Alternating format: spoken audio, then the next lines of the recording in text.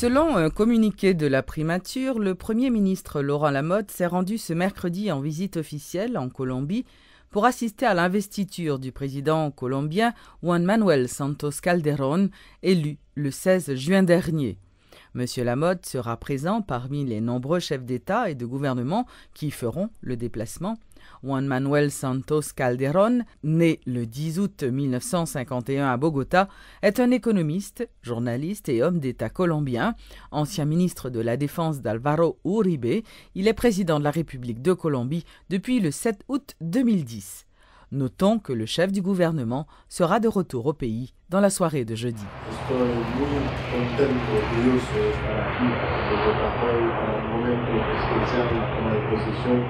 Un gran amigo del pueblo haitiano, el presidente Manuel Santos, gran amigo del pueblo haitiano, y es un honor, una felicidad para el pueblo haitiano de poder estar aquí hoy y asistir a este momento histórico. Y agradezco por todo. ¡Viva Colombia!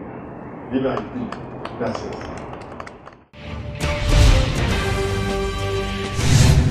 Le plan de sécurité des voyageurs lancé par les autorités policières le week-end écoulé se met timidement en place.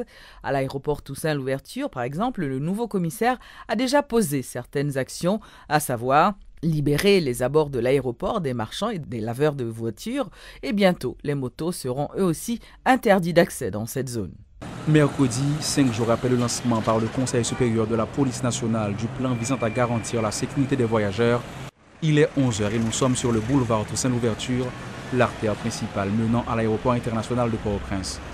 Un coup d'œil rapide et on s'aperçoit que la présence policière n'a pas été renforcée, alors même que le ministre de la Justice avait annoncé l'implication de plusieurs unités de la PNH dans la task force montée pour mettre ce plan en application. Des agents de la circulation sont présents en plusieurs points le long du boulevard, mais on n'observe pas d'activité particulière. Sur l'aire d'attente de l'aéroport, le tableau semble avoir été retouché. La grande foule habituelle s'est quelque peu clairsemée. Les autorités avaient en effet prévu d'empêcher ceux qui n'attendent personne d'occuper cet espace. Selon des informations confiées à Métropole, le sous-commissariat de la place a déjà procédé à plusieurs interpellations dans le cadre de la mise en application de cette disposition. Cependant, aucune arrestation n'a été rapportée. Les agents du corps spécialisé Politour sont visibles sur la cour de l'aéroport et en renfort, des policiers de BIM et du SWAT sillonnent les alentours. Comme première action visible, le nouveau commissaire Jean Baselet Bornelius veut s'attaquer aux petits marchands et aux laveurs d'auto à la sortie de l'aéroport. Une opération conduite ce mercredi a permis de dégager partiellement l'espace. Toutefois, cette action devra être reproduite avec constance afin de venir à bout de ce problème, ont constaté les responsables. L'un des défis majeurs qui a toujours fait l'objet de préoccupation était la présence des mendiants aux abords de l'aéroport. Aujourd'hui, les autorités affirment que leur nombre a chuté de 70% et bientôt on n'en parlera plus, affirme-t-elle.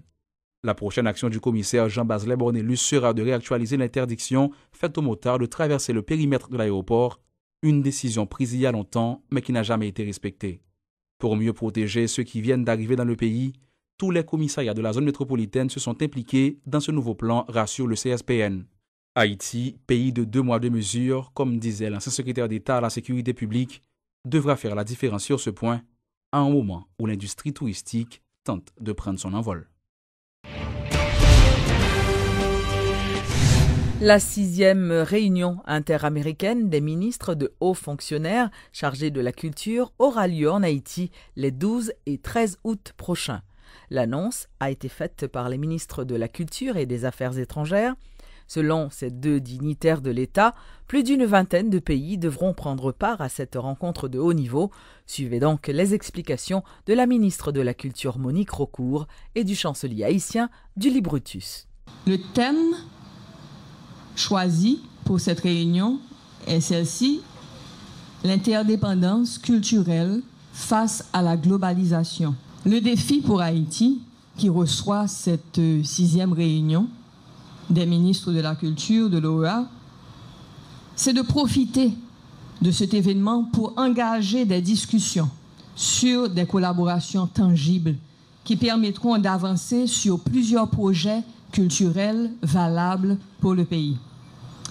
Et le défi qui sera posé à tous ces hauts fonctionnaires et ministres chargés de la culture qui seront présents à cette réunion sera de chercher à articuler, d'une part, des politiques culturelles nationales en tenant compte des spécificités et des potentialités des collectivités territoriales et en même temps des communautés locales, et d'autre part, de synchroniser ces politiques nationales aux besoins du continent.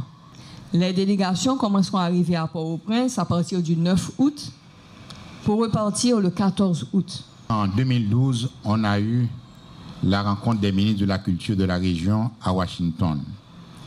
Au cours de cette rencontre, Haïti était très présente et d'ailleurs, on avait demandé à Haïti d'assumer le rôle de vice-président de la Commission interaméricaine de la culture. Et compte tenu de la participation effective d'Haïti au sein de cette commission, on avait décidé pour qu'Haïti puisse, cette année, organiser la rencontre de tous les ministres de la culture. Et nous pensons que nous avons beaucoup à offrir au monde sur le plan culturel. Et malheureusement, on n'a pas encore une réponse du Brésil, mais je suis certain qu'ils seront présents compte tenu de la proximité que nous avons avec le Brésil sur le plan culturel. Et je crois que d'autres pays où il y a une vie culturelle extrêmement forte, comme la Bolivie, le Guatemala, seront aussi présents ici en Haïti. Le parti Haïti en action AAA a organisé ce mercredi une causerie baptisée Causer Femmes. Selon le secrétaire général du parti, Jimmy Diversin, l'objectif de cette activité, qui a réuni des femmes provenant de plusieurs organisations, était de les sensibiliser sur la nécessité de se former afin d'intégrer les espaces de décision. Le secrétaire général de l'AAA a par ailleurs fustigé le comportement du groupe des 6 sénateurs qui, selon ses propos, constitue un élément de blocage dans le processus électoral. Jimmy Diversin a insisté sur le fait que les élections doivent se tenir avant la fin de l'année pour éviter qu'il y ait un vide institutionnel au Parlement au 2e lundi du mois de janvier. Pour Haïti en action, élection, est possible. C'est possible dans la mesure où chaque acteur dans la société est capable de jouer la partition que doit jouer. Chaque acteur dans la société est capable de surpasser, sortir dans l'individuel, sortir dans soi pour penser pour le collectif, pour penser pour le peuple. Parce que c'est clair, pour le pays changer vraiment, pour la République qui marche, gens doivent marcher, c'est clair. Il faut que tout démocrate montre que c'est des démocrates réels. Et sous démocrate réel, il est clair, il faut que d'accord, il faut que admettre que l'élection doit être faite chaque heure, il doit être faite.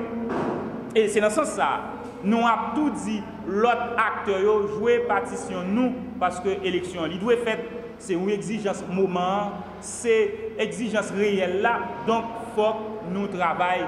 Chaque monde va être coup de main par eux pour permettre l'élection en fait.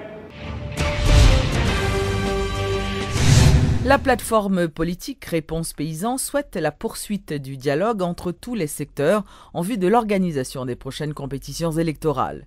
Selon Fednel Monchéry, les différents acteurs, à savoir l'exécutif, le Parlement et les partis politiques, doivent continuer à dialoguer même si les élections ne se tiennent pas le 26 octobre prochain.